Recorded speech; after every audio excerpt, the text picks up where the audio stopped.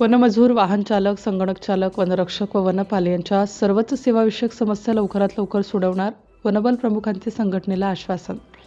आज दिनांक 7 मार्च 2026 शनिवार दुपारी ठीक 1 वाजता माननीय प्रधान मुख्य वनसंरक्षक वनबल प्रमुख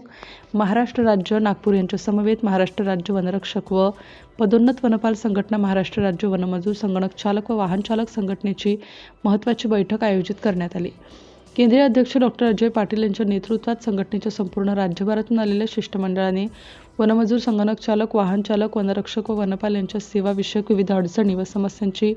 विस्तृत मांडणी राज्याच्या वनबल प्रमुखांसमोर करण्यात आली. निवेदनातील विषय सूचीप्रमाणे प्रत्येक मुद्द्यांवर डॉक्टर अजय पाटील यांनी सविस्तर माहिती देऊन प्रत्येक समस्येची संवेदनशीलता वनबल प्रमुखांच्या निदर्शनास आणून दिली.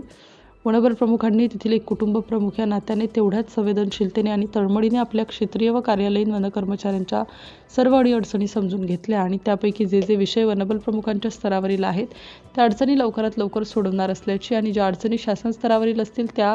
शासनाकडे लवकरात लवकर सकारात्मक प्रस्ताव सादर करून त्याचा पाठपुरावा करून सोडवण्याची हमी संघटनेला दिली. सदर राज्यस्तरीय बैठकीत रोजंदारी वनमजुरांना कायम करणे, वनमजुरांमधून वनरक्षक पदावर पदोन्नती, हंगामी वनमजूर यांना सेवेत कायम करणे, वाहन चालक यांना 1 स्टार लावण्याची परवानगी, वनविभागात कॅश पेश सुविधा सुरू करणे, वनरक्षक वनपाल्यांना अतिरिक्त कामाचा कर्तव्य भत्ता देणे, गणवेश व साहित्य भत्त्यात वाढ करणे, सर्वच वनवृत्तात वनरक्षक ते वनपाल पदोन्नती प्रक्रिया राबवणे, वनविभागातील बदल्या ऑनलाईन करणे, वनक्षेत्राचे अभिलेखे अद्ययावत करणे, वनकर्मचाऱ्यांना घर बांधकामासाठी लाकूड पुरवठा माफक दरात करणे, गृहनिर्माण संस्थेकरिता जागा उपलब्ध करून देणे. सदर सभेला संघटनेचे केंद्रीय कार्याध्यक्ष श्री माधव मानमोडे यांचे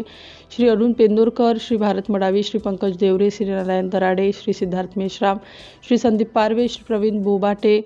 श्री मोरे, श्री साबळे, श्री सरकार, श्री आनंद तिळके, श्री प्रकाश कोकणे यांचे संपूर्ण राज्यातील संघटनेचे विविध पदाधिकारी उपस्थित होते. सिटी इंडिया न्यूजसाठी रिपोर्टर लक्ष्मणराव घवघवे.